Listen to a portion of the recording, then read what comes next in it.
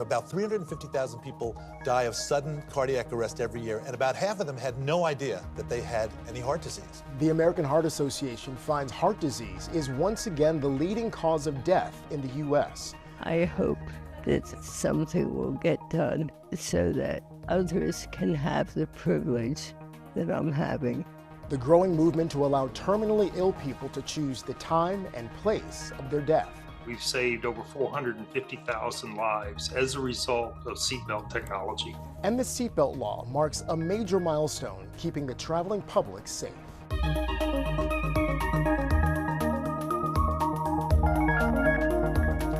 Welcome to Eye on Health, where we focus on stories that affect your physical and mental well-being. I'm Jared Hill.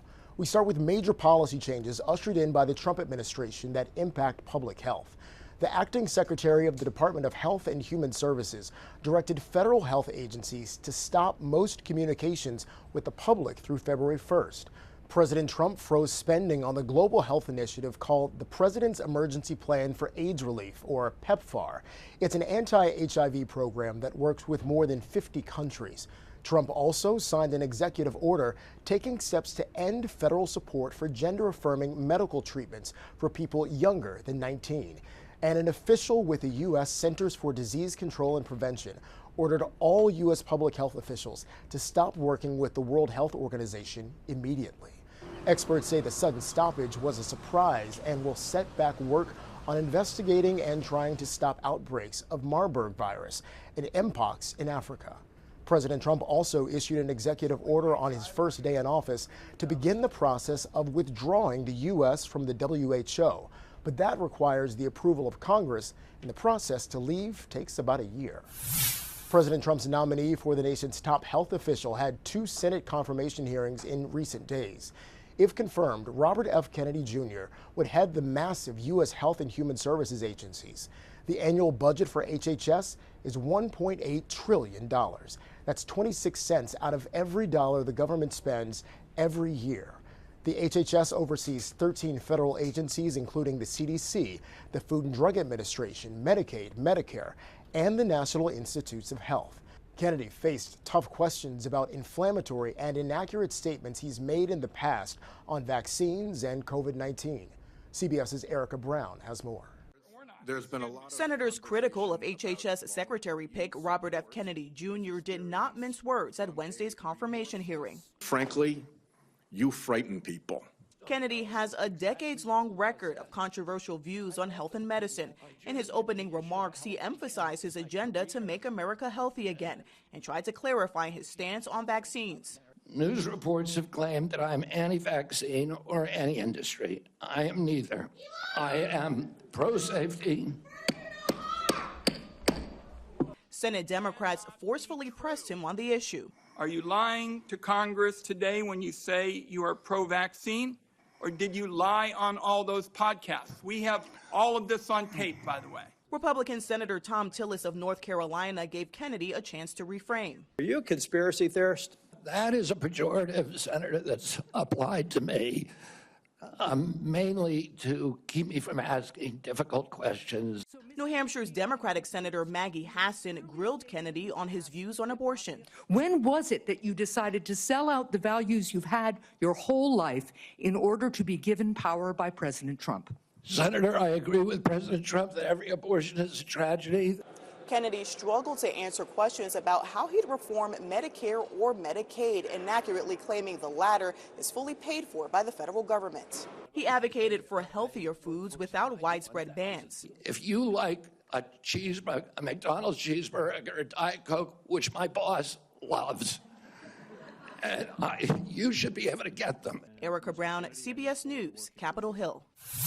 As the Senate weighs whether to confirm Kennedy, vaccination bills are being considered in more than 15 states. Lawmakers are trying to resurrect or create religious exemptions from immunization mandates. There are also efforts to establish a database that documents vaccine injuries and attempts to dictate what providers are required to tell patients about the shots. It comes as childhood vaccination rates against dangerous infections like measles and polio continue to fall nationwide. A new poll by the Associated Press NORC finds about half of Americans are very or extremely concerned that those declining vaccination rates will lead to more outbreaks. 27% are somewhat concerned. When asked about reconsidering federal vaccine recommendations, 28% were in favor, 39% were opposed, and the rest were neutral. HHS Secretary nominee RFK Jr. has also vowed to advise all U.S. water systems to stop adding fluoride to water supplies. Almost all water already contains naturally occurring fluoride, but in 1950, federal officials endorsed adding small quantities to water supplies to prevent tooth decay. Kennedy has called fluoride, quote, an industrial waste associated with arthritis, bone fractures, bone cancer, IQ loss, neurodevelopmental disorders, and thyroid disease. CBS's Lana Zach looks at the debate and a city that's already voted to remove the mineral from its tap water. Before water enters your home, it typically comes from a local water source, one like this, the South Santiam, which flows into Lebanon, Oregon's water treatment facility. We pump water from this tank here to the distribution system is what carries water to the houses. Here, water goes through multiple steps of purification. This is the fluoride room here at the City of Lebanon. As you can see all of the caution signs. We use a fluorosilicic acid at a dose of 0.7 milligrams per liter. So we have to wear protective clothing. You don't want this stuff on your skin. But recently, the fluoride in Lebanon was stopped after a nearby reservoir drawdown mandated by the Army Corps of Engineers increased the muddiness or turbidity of the water. Public interest in the water supply spiked. We had some color issues and stuff like that with the quality of the raw water. One resident, Lindsay Pearson, began reading up on something unrelated to the turbidity of the water, fluoride. I am a healthcare worker. I am a nurse. I'm also a mom, and I'm educated here in America. I can read articles and peer-reviewed information, and I can understand when there is a risk. For some in the community, like Pearson, fluoride seemed like an example of government overreach. So she rallied neighbors on conservative-aligned social media channels, and they spread their message at a local donut shop. We ended up getting in touch with one of the lawyers that was actually involved with Fluoride Action Network. He gave us different documents about neurotoxicity and different things related to our cause. And so that's kind of where the ball got rolling. Armed with a fluoride data sheet, they pointed at studies that seemed to counter the mainstream consensus on water fluoridation. Fluoride toothpaste. And as the debate spread, organizations like the American Dental Association weighed in. The ADA says fluoride, which has been in use for more than 75 years, prevents at least 25% of tooth decay in children and is safe at the level of 0.7 milligrams per liter, which is the amount that Lebanon had been using. The debate went all the way up to the city council, which was also divided. Every time somebody would send something to the council for us to have as information, it looked like sales brochures. The town voted, and by less than a 4-point difference, the people of Lebanon voted to remove their fluoride. I'm a firm believer in giving people their own voice and their own choice in how they focus on their health. Personally, I don't think there's a safe level for any kind of a toxic chemical in my water. But that view was not fully shared by everyone. Sean Edinger, a former Navy engineer, voted to keep the fluoride in the water.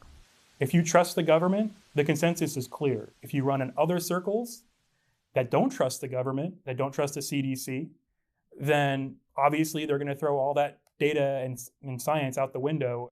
We put the question to dentists. Some didn't want to be interviewed because of the divisiveness of the issue, but Dr. Highfam, an ADA member dentist and Oregon State representative, says he can see clearly the difference in his patients' teeth. I believe in it. It's a safe thing to use.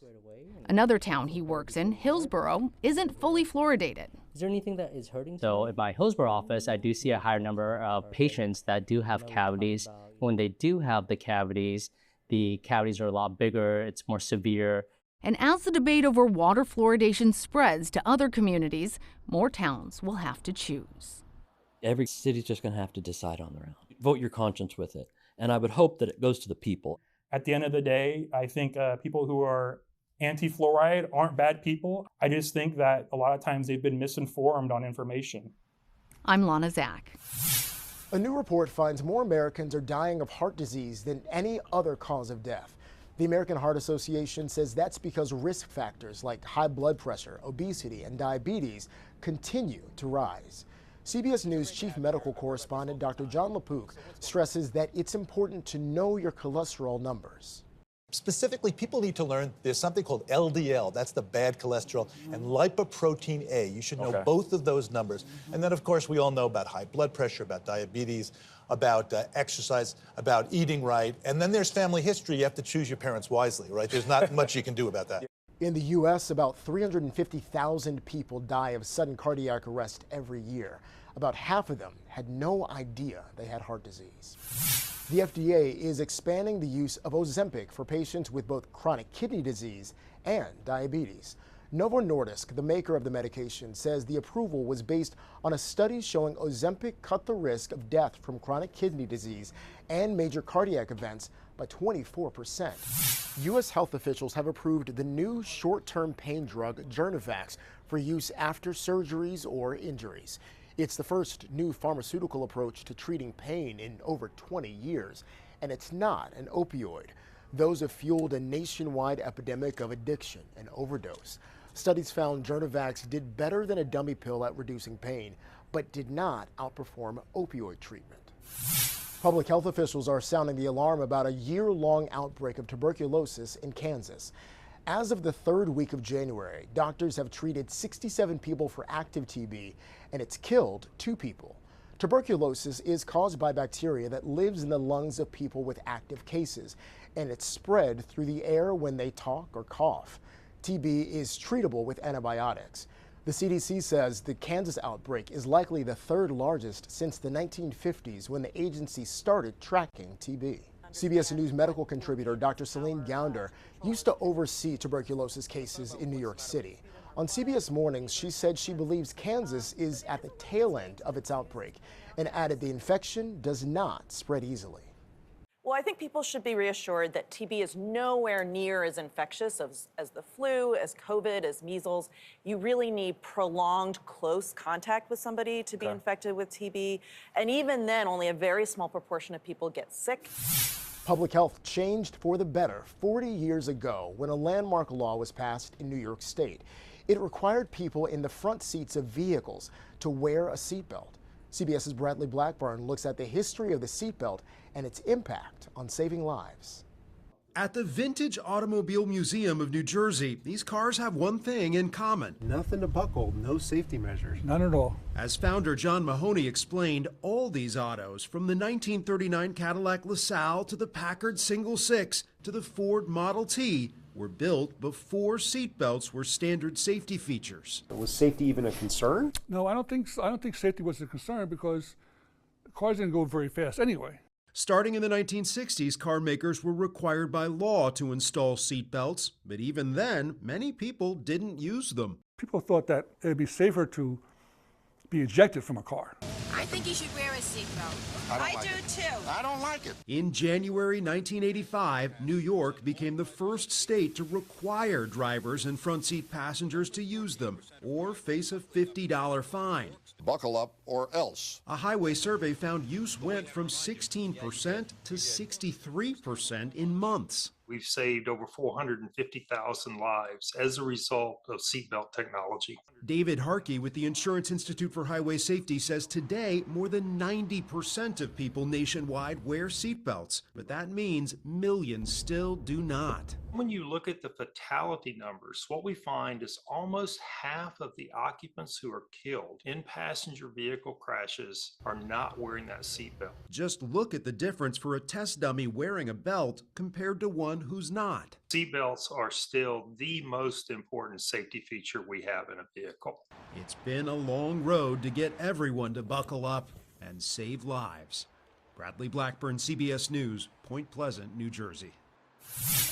After the break, a deep dive into how to fall asleep in bed after dozing on the couch. And we'll share the story of a woman with a terminal diagnosis who chose the time and place of her death, surrounded by family and friends.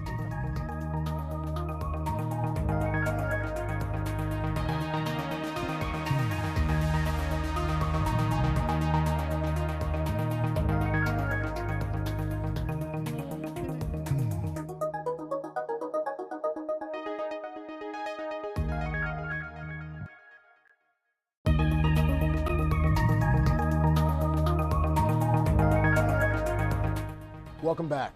How well we sleep could play a role in Alzheimer's disease.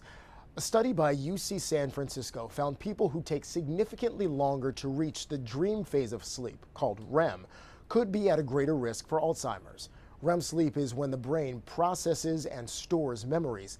Disrupting that sleep can also disrupt the brain's ability to hold on to memories. Some folks just have trouble falling asleep altogether, especially if they're getting into bed after dozing on the couch first. Licensed psychologist Lisa Strauss was on CBS Mornings Plus to explain why that happens and what to do about it. The effort involved in standing up, moving to the bedroom, having the mind re-engage brings us to wakefulness very rapidly. So there's basically a starting over phenomenon. What you basically want to do is you want to catch yourself very early in the process of sleepiness. So when you're starting to feel your breathing slow a little, your thinking slow, it's a little harder to focus your eyes, that's when you want to get up and you want to go to bed.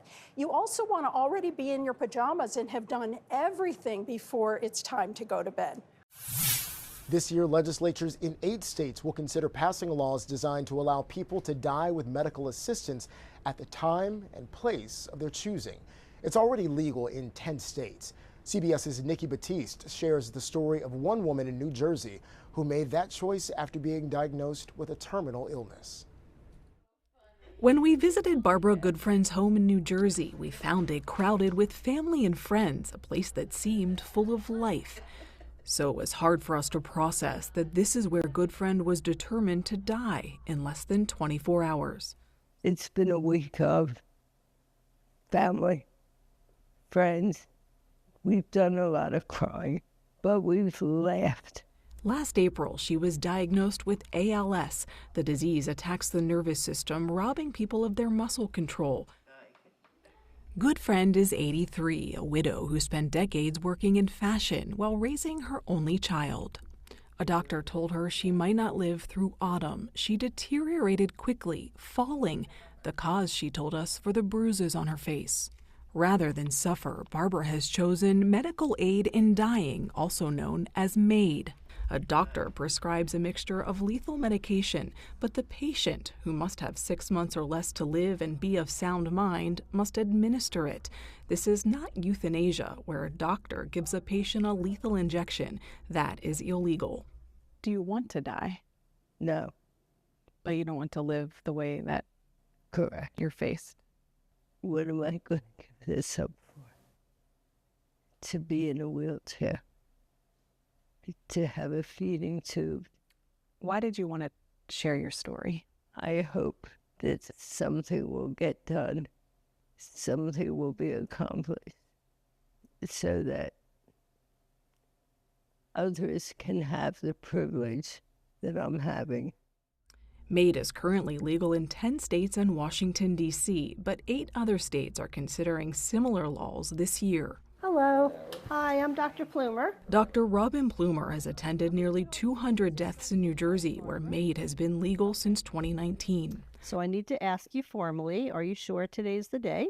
Absolutely. Okay, and you know that when you drink the medicine, it's going to cause you to fall asleep and not wake up. It'll be a peaceful, dignified death.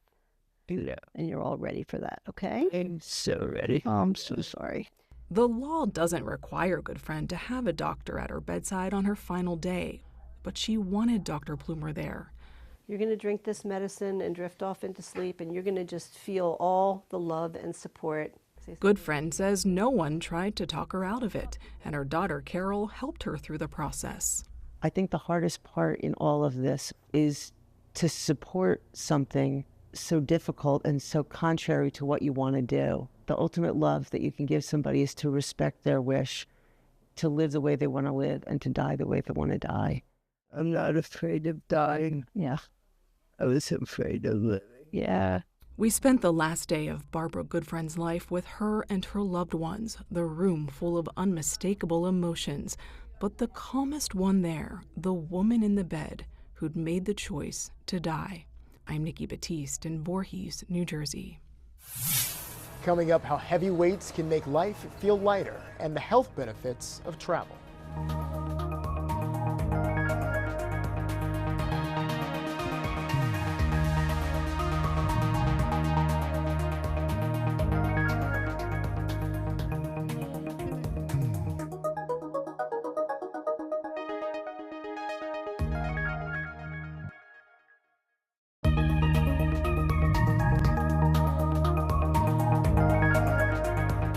Welcome back. If you made a New Year's resolution to get to the gym more frequently, you have hit the 1-month mark. How's that going? CBS's Nicole Nielsen shares the story of a woman who has started lifting weights and says her life is transformed.